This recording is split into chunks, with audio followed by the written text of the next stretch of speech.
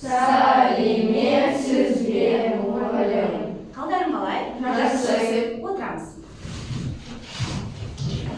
Балалар, бүгін сабағымызды бастамасы бөр. Барлық жалпы сұрақтардан бастасақ. Балалар, бүгінгі көңіл күйлерің қандай? Кәні, кім жауап береді? Тамаша. Жақсы. Балалар, бүгінгі ауа райы қандай? Бүгін ауа райы жылы. Желді, иә? Бүгін ауа райы желді, ветреный, иә? Дұрыс айтасың. Балалар, қазір қандай жыл мезгілі? Қазір қандай жыл мезгілі? Жыл мезгілі қандай? Жазғы түрі, дұрыс айтасың. Абай Құнанбаевтың өзі өлеңінде жазғы түрі деп айтқан болады. Қазір біз көктем деп айтамыз. Дұрыс айтасың.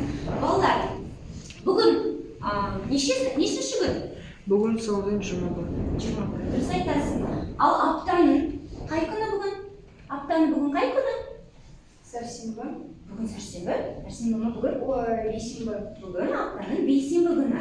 Балалар, бейсенбі аптаның нешінші күні? Аптаның нешінші күні кәні? Белсендірек? 4-ші. 4-ші күні толық жауап беруге тырысамыз. Жарайсыңдар балалар. Бүгінгі сабағымызды бастамас бұрын балалар бірімізге жақсы тілектерден бастасақ деп есептедім. Балалар, шаттық шеңберімізге назар аударайық. Психологиялық дайын. Балалар, бүгінгі сабақта сендерге жақсы көңіл күй тілеймін. Аспаны көшіп болсын. Өзіне қалдыра қой жүкті. Ары қарай. Саған көтеріні көңіл күй тілеймін. Тамаша. Қуанышты күндерің көп болсын. Жақсы. Мәртебен биік болсын. Мәртебен биік болсын. Тамаша. Ары қарай жалғастырамыз. Жығын ақ болсын. Саған бақыт тілеймін. Қалдырамыз өзіңізге жүкті. Біреуін. Жақсы. Өмір тілеймін. Өзіне қалдыра қой. Жақсылық тілеймін. Тілеймін. Жақсылық тілеймін.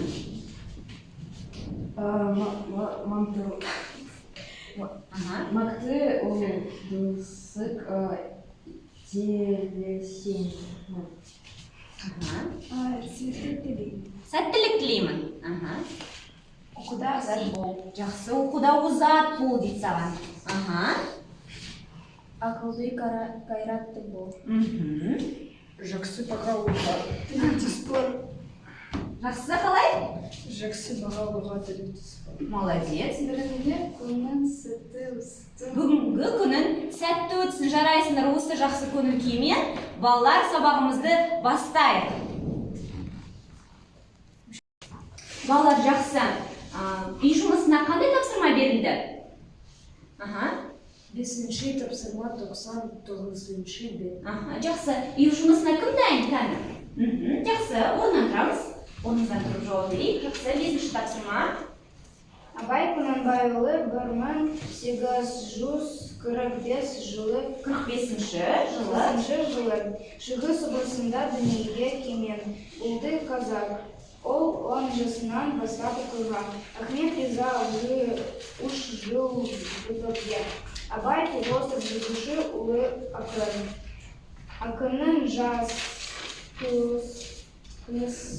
жазғылары атты өлеңдері бар. Жақсы, тамаша. Тағы да. Әлімжан, оқы ғой, айта ғой. Абай Құнанбайұлы 1845 жылы Семей облысында дүниеге келген. Ұлты қазақ, ол 10 жасынан бастап оқыған. Ахмет Риза медресесін бітірген. Абай философ, ағартушы, ұлы ақын. Ақынның жас қыз жазғылары атты өлеңі бар. Өте тамаша. Жақсы, жарайсыңдар. Балалар, үй жұмысын тексердік, иә? Енді балалар бүгінгі сабағымызды жалғастыратын болса, енді балалар жан-жағымызға қарайықшы кәні. Бізде бүгін сабақ өте ерекше болайын деп тұр. Бүгінгі біздің сабағымыз біздің қазақтың құндылықтарына толы сабағымызды бастағым келіп отыр. Кәні қарайықшы, бүгін біз сендермен үлкен бір бөлімді бастайын деп отырмыз. Соның ішінде балалар кітаптарға назар аударсаңдар болады. Бұл жерде қазақ халқының ұлттық киімдері, иә балалар? Келесі қазақтың зергерлік өнері, қазақтың ою-өрнектер, энциклопедия және қазақ халқының дәстүрлі өнері тақырыбында бүгінгі сабағымызды жалғастыратын боламыз. Яғни балалар, бүгінгі сабағымызды болжап көрейікші. Осы тақырыптың барлығын қалай ортақ жалпы сөзбен айтуға болады? Қазақтың қолөнері. Дұрыс айтасыңдар балалар. Бүгінгі біздің сабағымыз қазақтың қолөнері, яғни біз сіздермен үлкен бөлімді бастаймыз. Ол бізде қазақтың ұлттық қолөнері деп аталады, және біздің бірінші, екінші сабақ қазақ қолөнері. Кәні бәріміз дәптерлерімізді ашып, бүгінгі күнді жазып қояйық.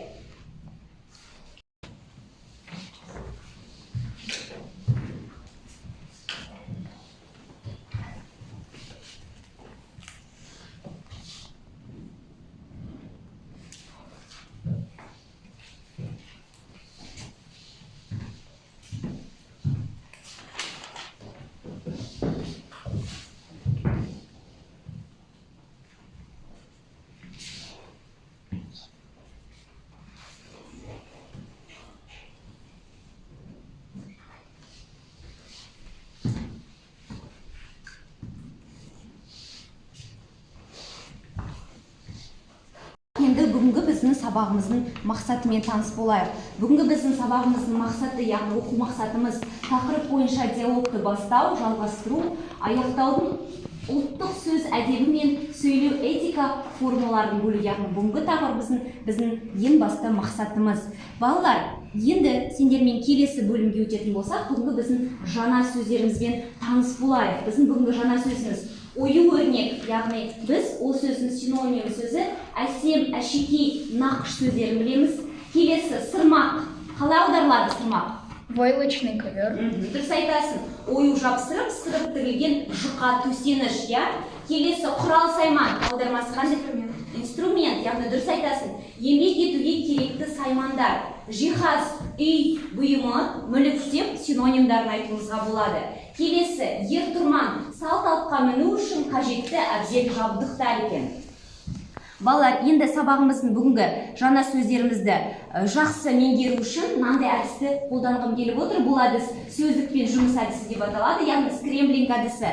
Қазір біз сендермен бәріміз тақтаға назар аударайық. Бүгінгі сабағымыз, яғни қарасаңдар, біздің әріптеріміз адасып қалған. Бұл әріптерден бүгін біз сендермен жаңа сөздерді айтуымыз керек. Кәні қараймыз, мына адасқан әріптерден қандай жаңа сөз айтуға болады? Кәні Илья? Сырмақ. Сырмақ. Дұрыс айтасың, сырмақ. Сырмақтың аудармасы қандай? Войлочный ковер. Дұрыс айтасың. Келесі? Әлімжан? Жиһаз. Жиһаз. Жиһаздың аудармасы қандай? Дұрыс айтасың. Келесі? Тағы? Үшінші сөз тағы да? Жуыну. Дұрыс айтасың. Аудармасы қандай? Точить. Дұрыс айтасың. Келесі ең соңғы біздің жаңа сөзіміз. Жаңа сөзіміз назар аударамыз. Кәні? Тұскиіз. Тұскиіз. Дұрыс айтасың. Тұскиіздің аудармасы қандай? Аударылмасы? Дариға? Настенный ковер. Дұрыс айтасың. Дұрыс айтасыңдар балалар. Бүгінгі біздің жаңа сөздеріміз, яғни осы сөздермен таныс болған екенбіз. Келесі, балалар, бүгінгі біздің сабағымызды жалғастыру мақсатында менен сұрақ, сізден жауап әдісі арқылы жүргізгім келіп отыр. Яғни балалар, мынандай сұрақтарға жауап беріп көрейікші. Бүгінгі біз балалар кітапқа назарымызды аударатын болса, 100-ші бет бірінші тапсырма, яғни сұрақтарға жауап беріп көрейік. Бірінші сұрақ, қолөнер дегеніміз не? София? Қолөнер дәстүрлі Ою-өрнек, сырмақ, жиһаз, киім-кілем, тұскиіз, болдық. Яғни қазақ қолөнерінің, яғни ою-өрнек деп жатады. Я балалар, ағаштан жасалған барлық бұйымдар, онымен қоса сүйектен жасалған әртүрлі заттар, киізден жасалған заттар, тері өндіру, ши орау, өрнек, кесте және көркемдеп тігу сияқты түрлердің барлығы қазақ ұлттық қолөнеріне жатады екен. Балалар, сабағымызды жалғастыратын болсақ, келесі тапсырма назарымызды экранға саламыз. Суреттердегі бұйымдардың атауын айтып көрейікші. Ең бірінші суретте не бейнеленген? Илья? Ағаш бұйымынан жасалған ыдыс-аяқ. Жақсы, келесі. Мынау не нәрсе? Қандай біздің ұлттық аспабымыз? Қобыз. Келесі. суретте. Так, Стивков. Тұскиіз ба? Тұскиізға да ұқсатуға болады. Тағы еще, тағы? Сырмақ, дұрыс айтасың. Келесі суретте не бейнеленген? Келесі суретте Илья? Ертоқым, жарайсың. Одан кейінгі ең соңғы мынандай нәрсе. Біздің зергерлік бұйымымыз, София? Білезік, дұрыс айтасыңдар. Балалар, енді осы суреттердің бәріне ортақ сөз ретінде нені айтуға болады? Арсений? Қазақтың қолөнері, дұрыс айтасың. Өте жақсы, жарайсыңдар. Қорықпаймыз, жауап береміз. Бұның бәрі біздің қазақтың ұлттық қолөнері деп атауымызға болады. Балалар, бүгінгі біздің тілдік бағдар яғни грамматикалық тақырыбымыз сөйлемдегі сөздердің орын тәртібі. Қазақ тілінде сөйлем мүшелері белгілі бір орналасу тәртібі бар, иә балалар, білеміз. Оның ішінде ең бірінші бізде қандай сөйлем мүшесі тұрады? Қандай сөйлем мүшесі? Яғни бізде бастауыш. Қалай аударылады? Подлежащий, дұрыс айтасың. Бұл баяндауыштан бұрын тұрады, иә балалар? Көбіне сөйлем басында келеді. Мысалы, қолөнер дамыған. Не? Қолөнер, иә? Не дамыған? Қолөнер дамыған. Келесі, екінші, баяндауыш сөйлемнің соңында тұрады. Баяндауыш сказуемый, дұрыс айтасың, иә, орыс тіліндегідей бұл сөйлем мүшесі, яғни бұл бізде сөйлемнің аяғында, соңында тұрады екен. Мысалы, қазақтар ыдыстарды ою өрнекпен әшекейлеген. Не істеген? Әшекейлеген, яғни бұл жерде бізде етістік рөлін ойнап, бізде баяндауыш болып тұр екен. Келесі, толықтауыш өзінің толықтайтын сөзінен бұрын тұрады. Толықтауыш дегеніміз не? Дұрыс айтасың, дополнение. Мысалы, ыдыстарды оюмен әшекейлеген. Нелерді? Бұл жерде бізде толықтауыш қандай сөз? Нелерді қандай сөз? Ыдыстарды деген сөз екен. Келесі, анықтауыш сөзін анықтайтын сөзінен бұрын тұрады екен. Анықтауыш дегеніміз не балалар? Определение, дұрыс айтасың. Яғни бұл бізде сөзді анықтайды екен. Мысалы, қазақтың даласында қолөнер дамыған. Кімнің даласында? Бұл жерде анықтауыш қандай сөз? Қазақтың, дұрыс айтасыңдар. Қазақтың деген сөз екен. Келесі, ең соңғы яғни пысықтауыш. Пысықтауыш дегеніміз не? Обстоятельства, дұрыс айтасың. Пысықтауыш сөзінің пысықтайтын сөзінен бұрын тұрады. Мысалы, қазақ даласында қолөнер дамыған. Қайда дамыған?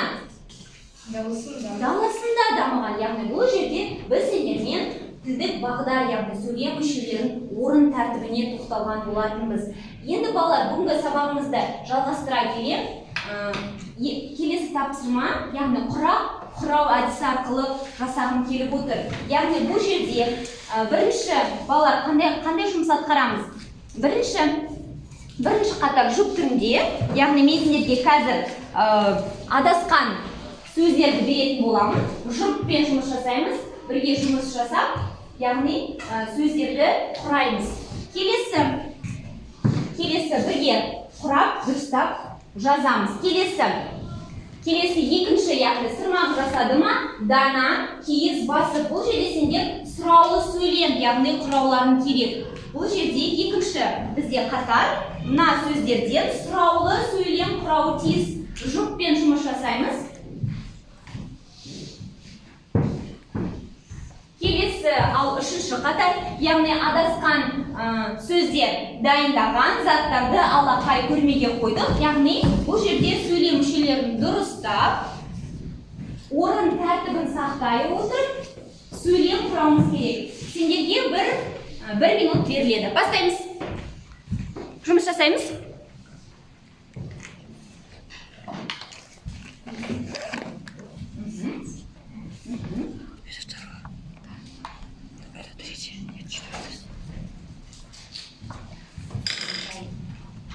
Құраймыз сөздерді.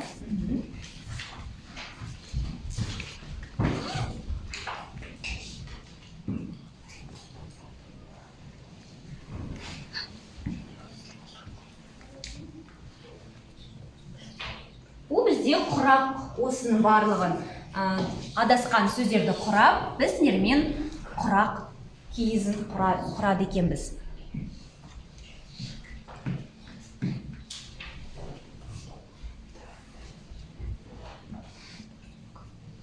яғни бірінші топ хабарлы сөйлем, екінші топ сұраулы сөйлем, ал үшінші топ бізде лепті сөйлем құрауы тиіс.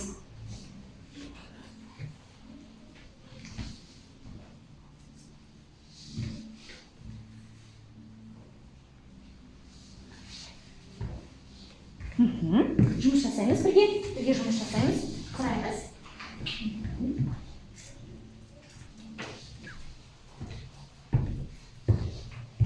Кәні кім дайын?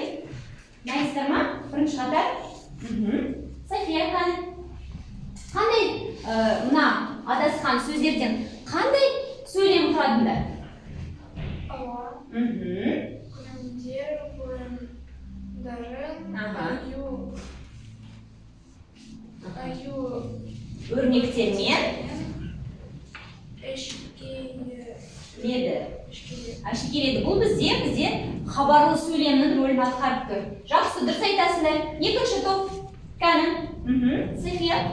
Дана киіз басып, сырмақ жасады ма? Дұрыс айтасың, бұл сұраулы сөйлем. Дана киіз басып, сырмақ жасады ма? Үшінші топ. Тағы кім? Әлімжан. Алақай дайындаған заттарды көрмеге қойдық. Алақай дайындаған заттарды көрмеге қойдық. Бұл жерде бізде лепті сөйлем болып тұр екен. Дұрыс айтасыңдар балалар. Балалар, бүгінгі сабағымызда біз сендермен екі дағдыны қолданатын боламыз. Ол бізде тыңдалым және айтылым тапсырмасы.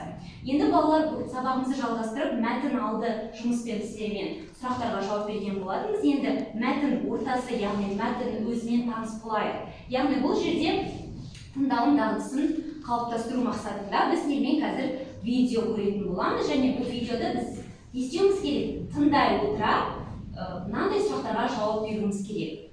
Ең бірінші, балалар, кітабымызды ашамыз, барлығымыз кітабымызды ашып, 102-ші бетке назарымызды аударамыз. 5-ші тапсырма.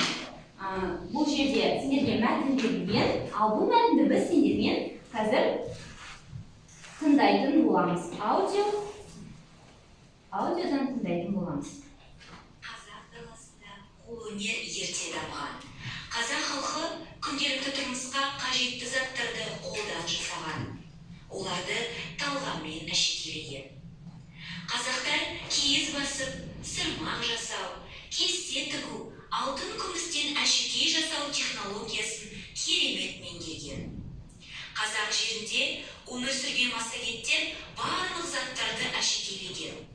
Ол туралы Геродот олардың барлық заттары алтын мен мыстан жасалған.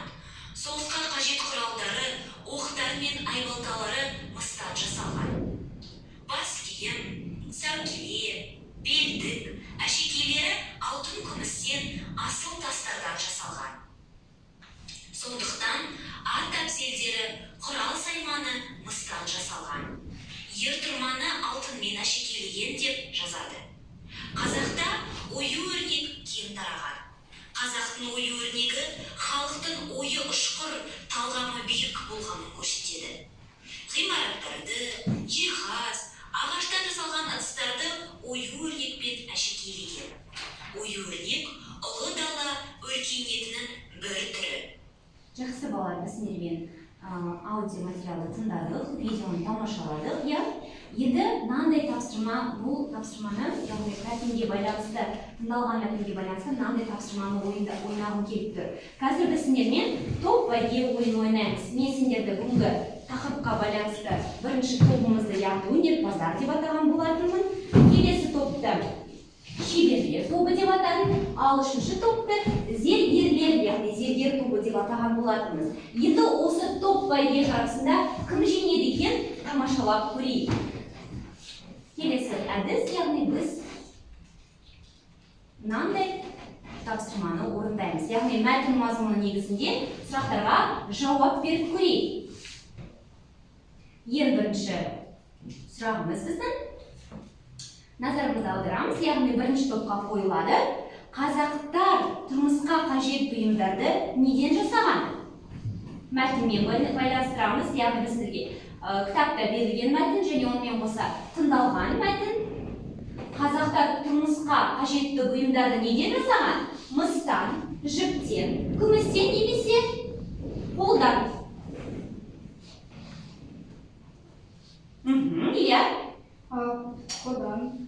қолдан жасаған. Қазақтар тұрмысқа қажетті бұйымдарды қолдан жасаған екен. Дұрыс айтасың.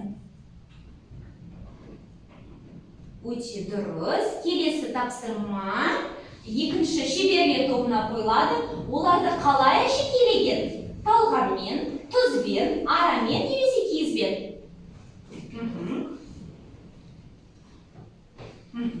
Тағы жұмыс жасаймыз. Талғанмен толық жауап береміз сұраққа. Оларды талғанмен әшекейлеген. Дұрыс айтасыңдар. Келесі екінші топ жауап бере алмады. Біздің сұрағымызға яғни талғанмен жауап береді. Келесі үшінші топқа қойылады, яғни зергерлер тобына. Қазақ қолөнер туралы Геродот не деген? Қазақта бізде ою-өрнек дамыған. Олардың барлық заттары ағаш темірден жасалған. Олардың барлық заттары алтын мен мыстан жасалған. Соғысқа қажетті заттары асыл тастардан жасалған. Нәрсене? барлық заттары ағаш пен темірден жасалған. Дұрыс па? Емес, жоқ. Ойланамыз. Қазақ жерінде өмір сүрген себепті барлық заты әшекейлеген. Ол туралы Геродот олардың барлық заты алтын мен мыстан жасалған. Өте жақсы балалар, яғни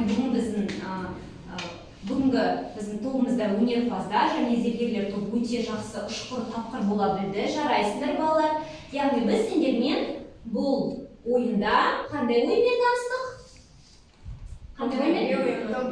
Топ бәйге ойын ойнаған болатынбыз. Яғни кім бірінші ат жарыста келетінін байқаған болатынбыз, балалар? Енді ең соңғы біздің сайысымыз, яғни біздің топтарымыздың бағын сынайтын кез келді. Бірінші топ мистерге мынандай тапсырма бергім келіп тұр. Яғни өнерпаздар тобы барлығымыз келіп жүреміз, кәні бәріміз келеміз.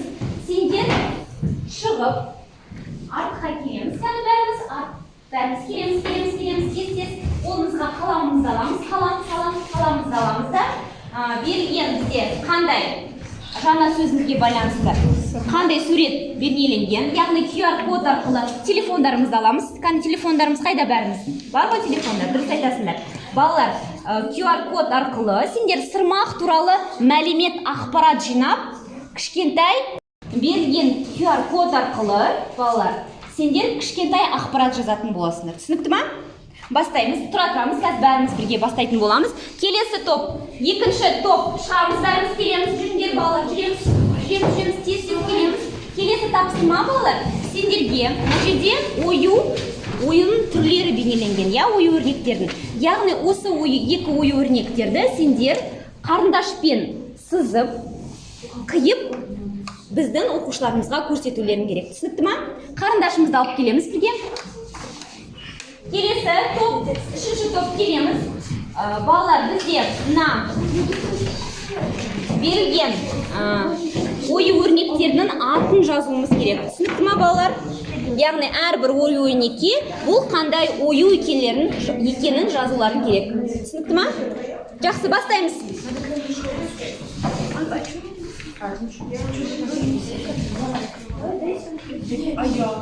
Кажется, спираль легче.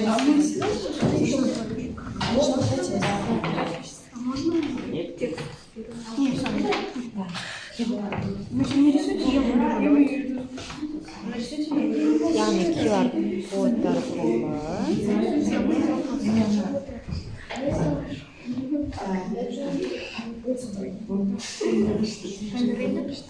Есть.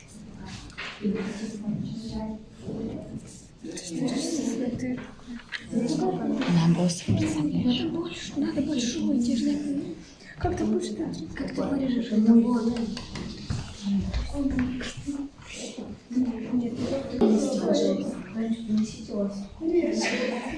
Саша, делайте, в принципе.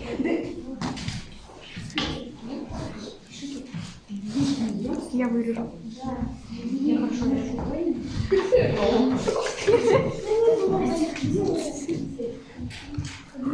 какой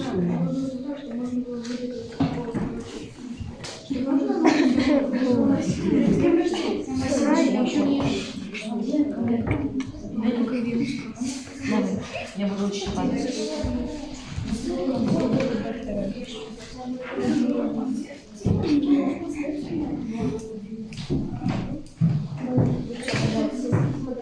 Жақсы, иә, бір сөйлемнен айтатын боламыз. Мына жерде сендер берілген оюларды қиып жатсыздар. Тамаша. Келесі.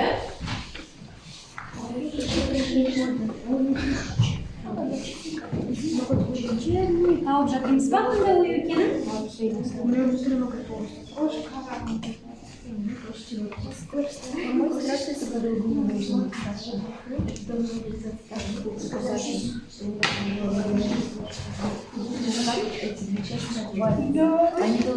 Арсений, жұмыс жасаймыз бірге? Жұмыс жасаймыз.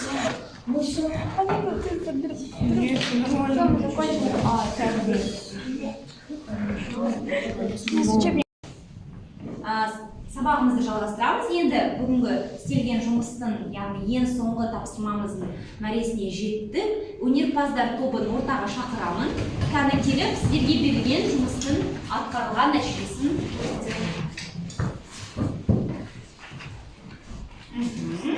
сендерге, яғни берілген сурет арқылы өнерпаздар тобынан QR код арқылы сендер белгілі бір ақпаратты айтуларың керек еді.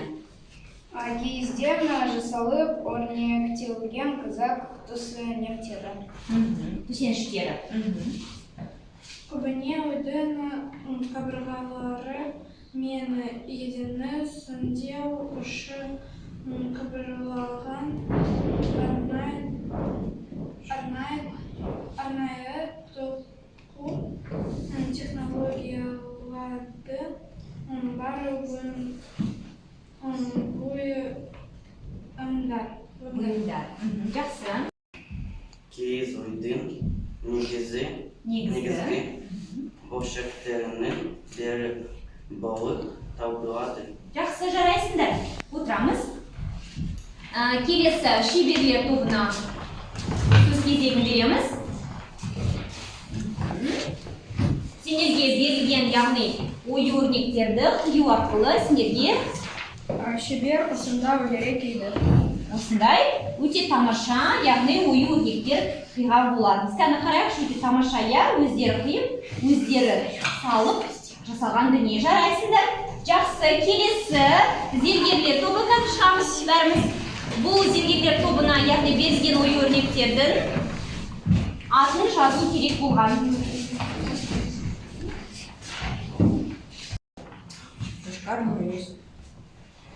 Домбыра өрнегі. Көбелек өрнегі және арқар мүйіз. Өте тамаша, дұрыс айтасыңдар балар. Барлық ою өрнектердің атын жазған болатын. Жарайсыңдар. Отырамыз. Бүгінгі біздің сабағымызда рефлексиямен аяқтағым келіп тұр. Яғни бүгін бейсенбінің рубрикасы, күнделікті жасайтын рубрикамызды жалғастырамыз. Яғни бүгінгі сабақтың жаңалығы кәні кім айтады маған? Арсений? Бүгінгі сабақтың жаңалығы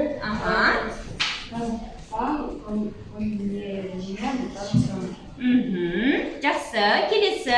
Менің қалғаным бір шекелей қолөнер бұйымдары және көптеген бұйымдар мені таңғалдырды. Келесі, менің сабақтағы көңіл күйім. Менің сабақтағы көңіл күйім кім жауап береді кәні? Менің сабақтағы көңіл күйім тамаша болды. Жақсы, келесі. Менің өмірімдегі жаңалық. Кәні, менің өмірімдегі жаңалықты кім айтады? Менің өмірімдегі жаңалық. Кәні, бұл сұраққа кім жауап бергісі келеді бұл рубрика бойынша? Менде жақсы немесе жаман жаңалық жоқ. Бірақ менің итім 4 жаста. Итім, иә? Анам екіміз оныншы қияға алып барамыз. Тамаша, жақсы. Келесі, ең соңғы демалыс күнгі жоспарым. Демалыс күнге жоспарым. Демалыс күндеріне мен жаттығуға, бұрынғы фильм немесе сериал көрді, жоспарлап отырмын. Иә, жақсы, өте тамаша балалар. Сендердің демалыс күндерінің жоспарын орындауына тілектеспін. Балалар, мен сабағымды қорытындылай келе осындай бір сабақ, бір мақал тәсілін қолданғым келіп тұр. Яғни, бір бүгінгі сабақты қорытындылай келе ата өнері балаға мұра деген мақалмен аяқтағым келіп тұр. Яғни, бұл қолөнер, зергерлік бұйымдар, яғни бұл атадан балаға беріп келе жатқан өнер әрқашан бізге, балаларға, яғни сіздерге әрқашан мұра болып қала бермек. Балалар, енді бүгінгі сабағымды қорытындылай келе, бүгінгі сабақта өте жақсы қатысқан өнерпаздар тобына рахмет айтқым келеді. Шеберлер тобына қандай керемет оюлар қиды, иә балалар? Одан кейінгі зергерлер тобына, яғни оюларды тапқандар өте тамаша тапқырлығын таныта білді. Бүгінгі сабақта мен өте жақсы қатысып отырған Ильяға, Алимжанға, Сашаға жақсы баға қойғым келіп отыр, яғни өте жақсы деген балды. Одан кейін Софияға бүгін сабақта жақсы қатысып отырған, Арсенияға, Сивковқа, яғни Полинаға жақсы деген баға қойғым келіп отыр. Өте тамаша жарайсыңдар балалар. Енді бүгінгі сабағымызды аяқтай отырып, күнделігімізді ашамыз барлығымыз. Күнделігімізді ашып, үй жұмысын жазып алайық. Яғни сендерге өздігінен ізденуге негізделген тапсырмаларды ұсынғым келеді. Яғни қазақтың қолөнері тақырыбында 90-100 сөзден тұратын эссе жазып күнделіктеріне жазып алыңдар міндетті түрде. Бұл тақырыпта кішкентай ақпарат жинап, өздерінің шығармашылықтарыңды танытып, эссе жазуға тапсырамын.